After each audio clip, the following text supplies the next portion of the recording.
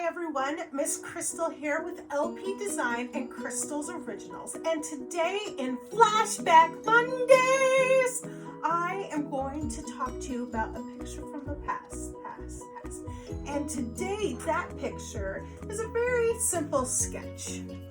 So if you look at this is actually done on newspaper.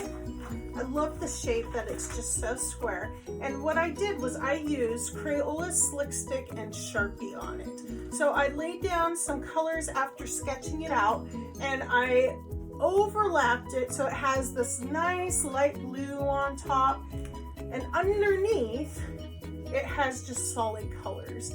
I love slick sticks because you can mix them, and if you add water to them they can turn into paint. So this is this episode's of Flashback Mondays. Miss Crystal with LP Design and Little Palettes signing off. Hope to see you later.